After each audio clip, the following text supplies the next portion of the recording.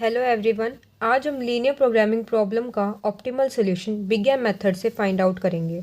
तो इसमें हमारे पास 3 स्टेप होते हैं कि सबसे पहले जो हमारे पास एलपीपी है उसको स्टैंडर्ड फॉर्म में कन्वर्ट करो। सेकंड स्टेप हमारे पास रहता है कि initial basic feasible solution find out करो। थर्ड स्टेप है कि सिंपलेक्स टेबल को बनाओ। तो स्टार्ट करते हैं। तो हमारे पास ये क्वेश्चन है, ये एलपीपी है जिसका हमें optimal solution big M method से फाइंड आउट करना है। तो ये हमारे पास ऑब्जेक्टिव फंक्शन होता है, ये हमारे पास सेट ऑफ कॉन्स्टेंट्स होते हैं और ये हमारे पास नॉन नेगेटिव रिस्ट्रिक्शंस होती हैं। सबसे पहला स्टेप क्या है कि कन्वर्ट करो गिवन प्रॉब्लम को स्टैंडर्ड फॉर्म में। तो स्टैंडर्ड फॉर्म में हम लोग कैसे कन्वर्ट करते हैं? सबसे पहले तो ये हमारे पास नॉन नेगेटिव रिस्ट्रिक्शन सेटिस्फाइड है। सेट ऑफ कॉन्स्टेंट्स में जो राइट हैंड साइड है वो नॉन नेगेटिव है। और ऑब्जेक्टिव फंक्शन मैक्सिमाइजेशन का भी हो सकता है और मिनिमाइजेशन का भी हो सकता है। तो रह क्या गया, हमें कॉन्स्टेंट्स को इक्वेशन की फॉर्म में एक्सप्रेस करना है। देखो सबसे पहले तो ये बहुत ही आसान सा मेथड है, कुछ भी नहीं किया हमने, सिर्फ 3 मेथड फॉलो करने हैं। सबसे पहला स्टेप की स्टैंडर्ड फॉर्म में कन्वर्ट करो, दूसरा स्टेप की initial basic feasible solution find out करो और थर्ड स्टेप है कि इनिशियल टेबल बनाओ। तो स्टैंडर्ड फॉर्म में हमने देख लिया कि भाई नॉन नेगेटिव रिस्ट्रिक्शन सेटिस्फाइड हो रही हैं, सेट ऑफ कांस्टेंट की जो राइट हैंड साइड है वो नॉन नेगेटिव है और जो कांस्टेंट्स हैं वो इक्वेशन की फॉर्म में एक्सप्रेस होने चाहिए। तो ये सिंपलेक्स मेथड की तरह ही है बेसिकली, ठीक है। तो इक्वेशंस की फॉर्म में ये कैसे एक्सप्रेस होंगे? By the use of slack and surplus variable, ठीक है। लेकिन जब हम सरप्लस वेरिएबल का यूज़ करते हैं तो हमें इनिशियल बेसिक फिजिबल सोल्यूशन नहीं मिलता, ठीक है। कैसे? जैसे कि देखो, पहले मैं आपको बता देती हूँ स्लैक और सरप्लस वेरिएबल के बारे में। तो स्लैक वेरिएबल क्या होता है? जैसे मेरे पास x1 प्लस x2 ग्रेटर और इक्वल देन 450 है, ठीक है। तो यहाँ पर मेरे पास जैसे लेस देन इक्वल टू 450 है, ठीक है। तो यहाँ पर मेरे पास क्या है, कमी है, और यहाँ क्या है, ज़्यादा है। तो इसमें मैं कुछ ऐड कर दूँगी कि ये इक्वल हो जाए। तो जो हम ऐड करते हैं उसे हम क्या बोलते हैं? स्लैक वेरिएबल, यानी कि +s1, ठीक है। तो ये हमारे पास स्लैक वेरिएबल होता है। सरप्लस वेरिएबल में जैसे x1 प्लस x2 क्या है, ग्रेटर और इक्वल देन 450। तो यहाँ पे मैं क्या करूँगी, ये ज़्यादा है और ये कम है, तो इधर से मैं कुछ घटा दूँगी, इतना कम कर दूँगी कि इक्वल हो जाए। तो यहाँ पर क्या है, जो हमने सब्ट्रैक्ट किया वो क्या है, -s1, ठीक है। तो ये हो जाएगा, ये हमारे पास स्लैक वेरिएबल है, ये सरप्लस वेरिएबल है। लेकिन मैंने क्या बताया कि सरप्लस वेरिएबल का जब हम यूज़ करते हैं तो हमें initial basic feasible solution obtain नहीं होता, तो हम इसलिए आर्टिफिशियल वेरिएबल यूज़ करते हैं। आर्टिफिशियल वेरिएबल जो है वो यूज़ किया जाता है ताकि हमें इनिशियल बेसिक फिजिबल सोल्यूशन मिल सके। फॉर एग्जांपल देखो, जैसे कि हमारे पास कांस्टेंट को जब हम इक्वेशन की फॉर्म में लिखते हैं तो क्या आएगा, 3x1 plus x2 minus s1 is equal 27। Surplus variable हमने यूज़ किया और यहाँ पर x1 plus x2 is equal 21। जैसे कि मैं आपको एग्जांपल देती हूँ, जैसे कि हमें इनिशियल बेसिक फिजिबल सोल्यूशन क्यों नहीं मिलेगा, अच्छे समझ आ जाएगा उससे कि x1 प्लस x2 ग्रेटर और इक्वल देन 27 और 2x1 plus x2 less than और इक्वल टू 29, ठीक है। जैसे एग्जांपल ले लो, तो यहाँ पर क्या होगा, मतलब कि मैंने यहाँ पर तो क्या है, ज़्यादा है, तो यहाँ पे मैंने क्या किया, x1 plus x2 minus s1 is equal 27, ठीक है। मैंने इधर से सब्ट्रैक्ट कर दिया और यहाँ पे क्या हो जाएगा, 2x1 plus x2 plus s2 is equal 29। मतलब कि यहाँ पे तो मैंने स्लैक वेरिएबल का यूज़ किया ताकि इक्वल हो जाए और यहाँ पे सरप्लस वेरिएबल का यूज़ किया। जब हम इनिशियल बेसिक फिजिबल सोल्यूशन निकालते हैं तो हमें डिसीजन वेरिएबल्स को 0 के इक्वल रखना होता है। डिसीजन वेरिएबल्स को जब मैंने 0 के इक्वल रखा, x1 और x2 को, तो मुझे s1 की वैल्यू क्या मिली, -27, और s2 की वैल्यू क्या मिली, 29, जब मैंने x1 और x2 को 0 पुट किया। तो इससे मुझे बेसिक फिजिबल सोल्यूशन मिला ही नहीं। यहाँ पे एक वेरिएबल मेरे पास नेगेटिव हो गया, जबकि बेसिक फिजिबल सोल्यूशन में सारे वेरिएबल्स जो होने चाहिए वो नॉन नेगेटिव होने चाहिए, ठीक है। तो इसलिए हमें आर्टिफिशियल वेरिएबल का यूज़ करना पड़ता है। तो अब मैंने यहाँ पे सरप्लस वेरिएबल यूज़ किया है तो मुझे साथ में एक आर्टिफिशियल वेरिएबल भी यूज़ करना है, +a1, ठीक है। और यहाँ पर भी मैं एक आर्टिफिशियल वेरिएबल यूज़ करूँगी, 82, ठीक है, वो क्यों यूज़ करूँगी, जब भी मेरे पास कांस्टेंट ग्रेटर देन, जब भी constant greater than equal to type का होगा या फिर इक्वल टू टाइप का होगा, मैं यूज़ करूँगी आर्टिफिशियल वेरिएबल। तो मैंने A1 यूज़ किया और A2 यूज़ किया। ठीक है, अब मेरे पास क्या है, x1 + 2x2 less than equal to 40। ठीक है, तो यहाँ पे कमी है, यहाँ पे ज़्यादा है, तो इक्वल करने के लिए मैंने स्लैक वेरिएबल यूज़ किया। तो क्या आ गया, x1 + 2x2 + s2 = 40। अब हम लिख देंगे objective function minimisation z = 8x1 + 4x2 और स्लैक और सरप्लस वेरिएबल की कॉस्ट ऑब्जेक्टिव फंक्शन में 0 रहती है, 0s1 0s2। और आर्टिफिशियल वेरिएबल की जो कॉस्ट होती है मिनिमाइजेशन की प्रॉब्लम में, तो हम क्या लेते हैं, प्लस m। ठीक है, और मैक्सिमाइजेशन में -m। ठीक है, तो हमने यहाँ पे क्या, मिनिमाइजेशन प्रॉब्लम है तो हमने यहाँ पे क्या कर दिया, +ma1 + ma2। और बाकी सारे वेरिएबल्स जो हैं वो non negative, where x1 x2 s1 s2 a1 a2 greater और इक्वल देन 0। ठीक है, फिर से लिख देती हूँ यहाँ पे अच्छे से।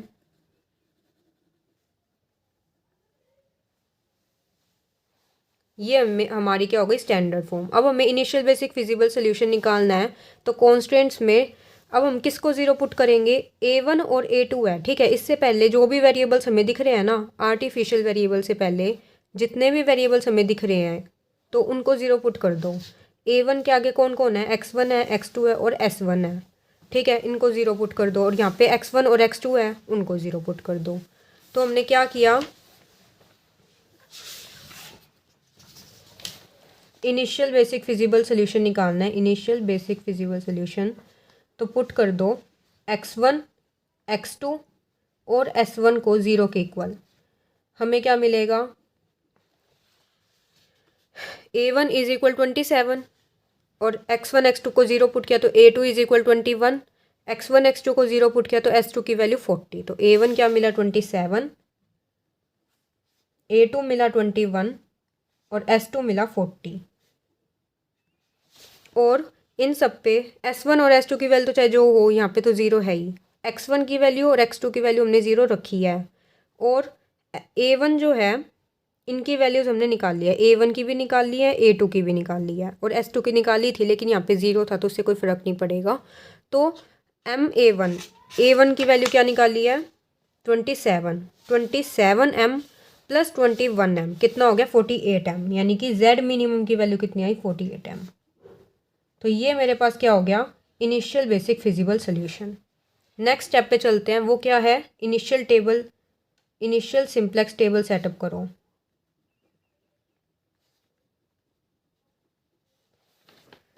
जब मैंने सिंप्लेक्स मेथड समझाया था तब मैंने इसके बारे में बताया था कि ये कैसे होता है, लेकिन मैं बता देती हूँ यहाँ पे। तो यहाँ पे क्या है कि सबसे पहले हम लिखते हैं बेसिक वेरिएबल।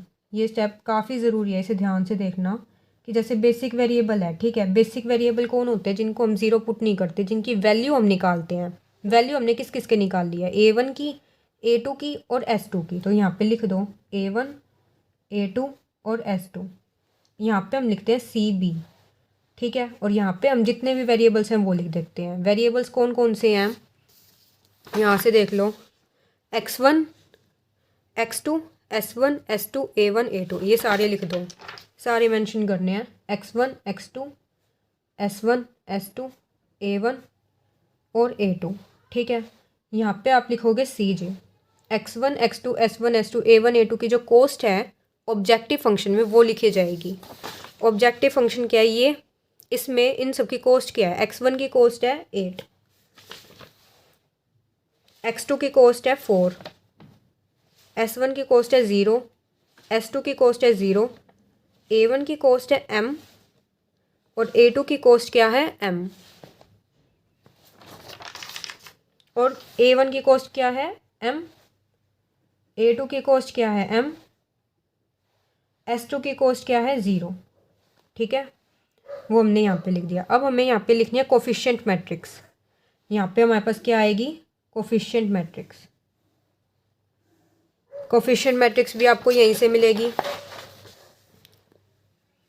ये रहा, देखो यहाँ पे x1 के आगे क्या है 3, x2 के आगे 1, s1 के आगे -1, a1 के आगे 1, वो लिख दो। x1 के आगे 3, x2 के आगे 1, s1 के आगे -1, s2 है ही नहीं, a1 है 1 और a2 है ही नहीं तो 0।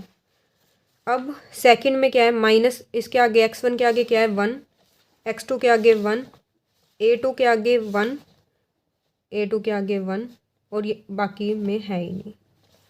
इसमें क्या है x1 के आगे 1, x2 के आगे 2, s2 के आगे 1 और बाकी कोई है नहीं तो यहाँ पे 0। तो ये था हमारे पास कोफिशिएंट मैट्रिक्स। ठीक है, हम एक और यहाँ पे करते हैं बीजे, टेबल को अच्छे से रिप्रेजेंट कर देते हैं। ठीक है,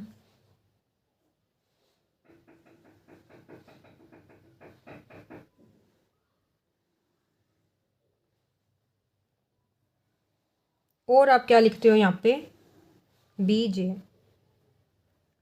बीजे क्या होता है, बीजे होता है हमारे पास जिनकी वैल्यूज आपने निकाल ली है। a1 की वैल्यू आपने क्या निकाली है 27, यहाँ पे लिख दो 27, a1 की वैल्यू 27, a2 की वैल्यू क्या है 21, s2 की वैल्यू क्या आई है 40। ठीक है, तो ये हो गया बीजे, ये थी हमारे पास टेबल। अब हम एक और चीज़ कैलकुलेट करते हैं ZJ, जिसको हम बोलते हैं।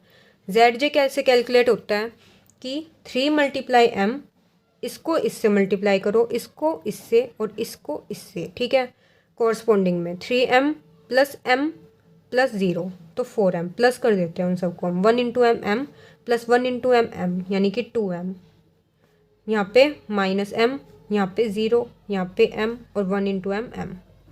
ठीक है, और इसको करेंगे तो क्या आएगा 48m।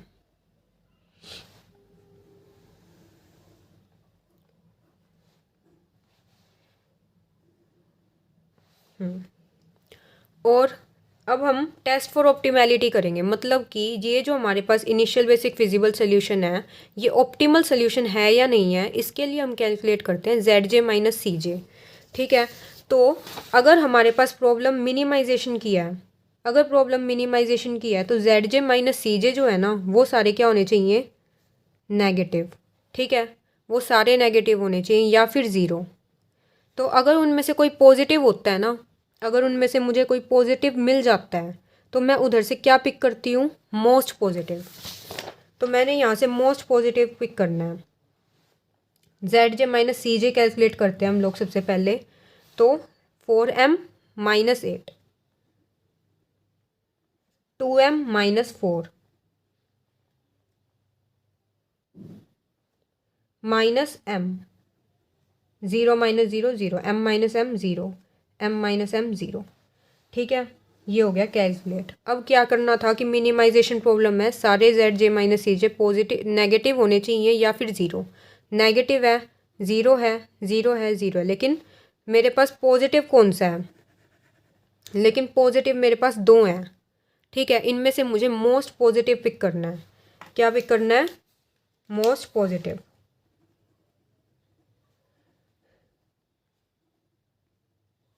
इन ZJ - CJ वो क्या है ये वाला। देखो अब m को देखो, 4m बड़ा है ना, m की वैल्यू बहुत बड़ी है, हाई पेनल्टी, इसलिए हम इस मेथड को पेनल्टी मेथड भी बोलते हैं। तो अब 4m है, 2m है। ठीक है, 4m बड़ा होता है तो ये हमारे पास क्या है एंट्रिंग कॉलम। ये जो कॉलम है ना ये एंट्रिंग कॉलम है, एंट्रिंग कॉलम। तो मोस्ट पॉजिटिव ये है। ये मेरे पास जो वेरिएबल है x1 ये एंट्रिंग वेरिएबल हो गया। ठीक है, ये जो है मोस्ट पॉजिटिव ये हमें एंट्रिंग कॉलम के बारे में बताता है। ये एंट्रिंग कॉलम है, ये एंट्रिंग वेरिएबल। अब हम क्या कैलकुलेट करेंगे रेशियो। अब हमें रेशियो कैलकुलेट करना है, कैलकुलेट रेशियो। ठीक है, रेशियो कैलकुलेट कैसे करते हैं, बीजे के कॉलम को और एंट्रिंग के कॉलम को डिवाइड कर दो। बीजे का कॉलम एंट्रिंग कॉलम क्या है x1, तो इनको आपस में डिवाइड करो। 27/9 3, 21/1 1, 40/1 1। तो अब हमें क्या करना है, रेशियो में से लीस्ट जो है ना वो पिक करो, लीस्ट रेशियो और most positive Z J minus सी जे हमने पिक किया। ठीक है, तो ये हमें क्या बताता है, लीविंग रो। ये रो जो है ना अब चली जाएगी यहाँ से, ये लीविंग रो है और ये जो है लीविंग वेरिएबल। ठीक है, मतलब कुछ भी नहीं किया, सिंपलेक्स टेबल बनाई, जेड जे माइनस सी जे कैलकुलेट किया, अगर वो सारे नेगेटिव हैं या फिर ज़ीरो हैं तो हमारे पास ऑप्टिमल सोल्यूशन हो गया। लेकिन अगर उसमें से कोई पॉजिटिव हमें दिख जाता है तो हम पिक करते हैं मोस्ट पॉजिटिव, जो सबसे ज़्यादा पॉजिटिव होता है। तो मुझे यहाँ पे दिखा 4m-8, तो इसलिए मैंने एंट्रिंग कॉलम ये मान लिया। ठीक है, मतलब ये हमारे पास सबसे ज़्यादा पॉजिटिव था, तो ये एंट्रिंग कॉलम, ये एंट्रिंग वेरिएबल। फिर हमने रेशियो कैलकुलेट किया, रेशियो कैलकुलेट करने के बाद हमने लीस्ट रेशियो हमने देखा, तो ये हमें लीविंग रो बताता है और ये लीविंग वेरिएबल हो गया। तो अब हम नेक्स्ट टेबल बनाते हैं, बिल्कुल सेम, कि यहाँ पे लिखेंगे हम बेसिस में कौन है, A1 चला जाएगा और X1 एंटर कर जाएगा, तो यहाँ पे X1, बाकी A2 और S2 एज इट इज़ रहेंगे। यहाँ पे हम लिखेंगे CB और यहाँ पे CJ। ठीक है, यहाँ पे सारे वेरिएबल लिखे जाएंगे। अब A1 यहाँ से चला गया ना, तो इसका मतलब ये यहाँ से भी चला जाएगा। ठीक है, इसको यहाँ से भी हम गायब कर देंगे ये। ठीक है, और ये जो एलिमेंट होता है ये की एलिमेंट होता है, मतलब जो लीविंग रो में भी हो और एंट्रिंग कॉलम में भी हो उसको हम क्या बोलते हैं, की एलिमेंट। तो हमारे पास की एलिमेंट क्या आ गया, 3। ऑलराइट, तो मैंने बताया था कि जो की एलिमेंट है वो हमेशा 1 होना चाहिए। ठीक है, 1 बना लो, नहीं तो उसे कैसे बनाओगे, पूरी रो को उसी की एलिमेंट से डिवाइड कर दो। 3/3 1 होता है ना, इसलिए। तो इस पूरी रो को हम डिवाइड कर देंगे। यहाँ पे लिख लो सारे variable, X1, X2, S1, S2 और A2 और साथ में BJ। ठीक है, अब इन सब की कॉस्ट लिखी जाएगी, 8, 4, 0, 0 और A2 की कॉस्ट क्या है, M। X1 की कॉस्ट क्या है, 8, A2 की कॉस्ट क्या है, M, S2 की कॉस्ट क्या है, 0। मैंने क्या बताया, की एलिमेंट जो है वो 1 होना चाहिए, की एलिमेंट को 1 बना लो, नहीं तो 3/3 1, 1/3 -1/3। तो मैंने क्या ऑपरेशन लगाया कि रो 1 को मैंने, जो रो 1 है इसको मैंने डिवाइड कर दिया 3 से। ठीक है, तो यहाँ पर 0, A1 जा चुका है, 0/3 0। ठीक है, और बाकी जो एलिमेंट्स हैं कॉलम में, इसके कॉलम में वो 0 होने चाहिए, की एलिमेंट वाले कॉलम में और सारे एलिमेंट 0 हो। ठीक है, तो उसको हम बना देंगे, जैसे रो 2 में हम ऑपरेशन लगा देंगे कि वो रो 1 में से सब्ट्रैक्ट कर देंगे हम। रो 2 पे ऑपरेशन लगेगा कि रो 2 माइनस रो 1। ऐसा क्यों, कि 1 - 1 0 होता है। ठीक है, तो 1 में से अगर मैं इसको सब्ट्रैक्ट कर दूंगी इस रो को, तो मेरे पास 0 आ जाएगा। तो यहाँ पर क्या आ गया, 1 - 1 0, 1 - 1/3 2/3, 0 - -1/3 1/3 और 0 - 0 0, 1 माइनस यहाँ पे 1। ठीक है, और यहाँ पे 27 था, यहाँ पे 9 आ जाएगा।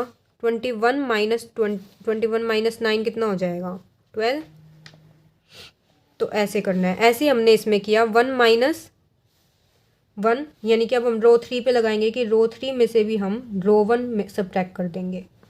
ठीक है, तो 1 - 1 0, 2 - 1/3 5/3, 0 - -1/3 1/3 और 1 - 0 0 और 0 - 0 यहाँ पर भी 0 और 40 - 9 31। ठीक है, अब हम ZJ कैलकुलेट करेंगे। तो ZJ हमने कैलकुलेट किया, इसको इससे मल्टीप्लाई किया 8, 1/3 × 8 8/3, लेकिन 2/3m प्लस 8/3। ठीक है, और यहाँ पे 1/3m माइनस 8/3 0m और यहाँ पे क्या आ जाएगा 12m + 72। अब हम कैलकुलेट करेंगे इसको, देखेंगे कि ये जो सोल्यूशन है हमारे पास वो ऑप्टिमल है कि नहीं है।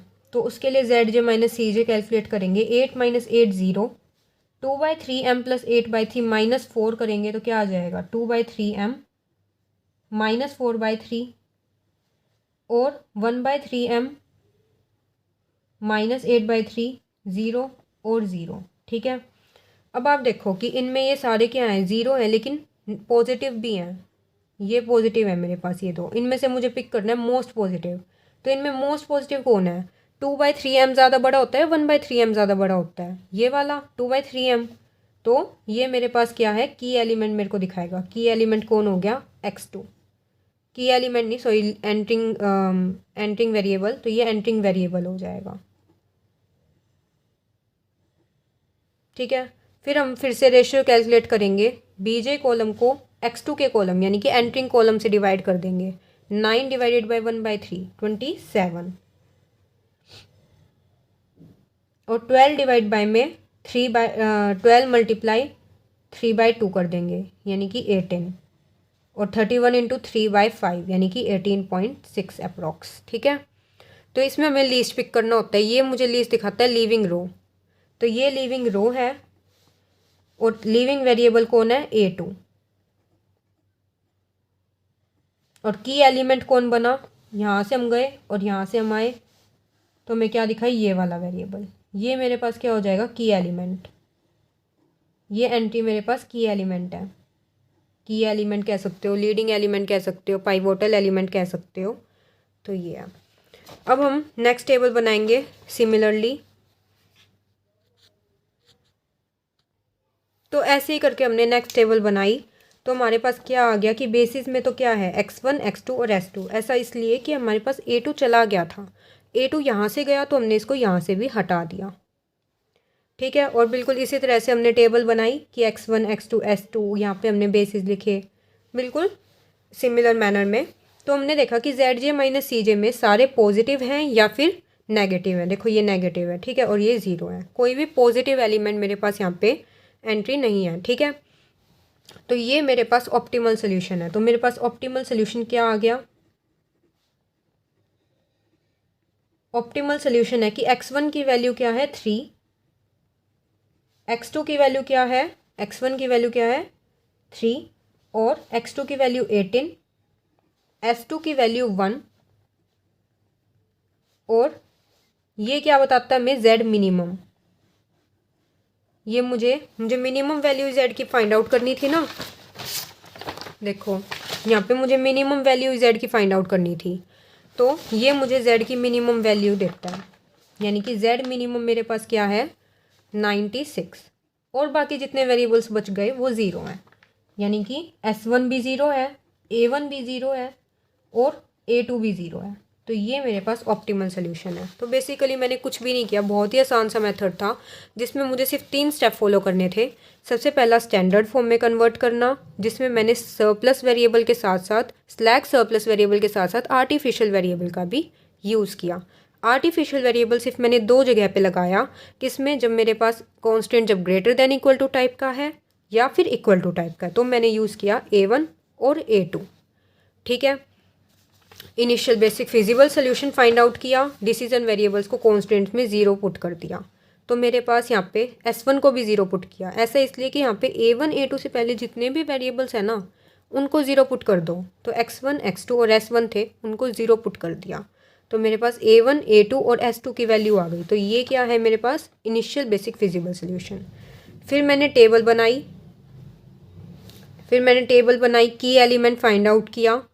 ठीक है, की एलिमेंट फाइंड आउट करने के बाद मैंने उस पूरी रो को डिवाइड कर दिया उस की एलिमेंट से, और बाकी जो एलिमेंट्स थे की एलिमेंट के अलावा उस कॉलम में, एंटरिंग कॉलम में, उनको 0 बना दिया। ठीक है, थैंक यू।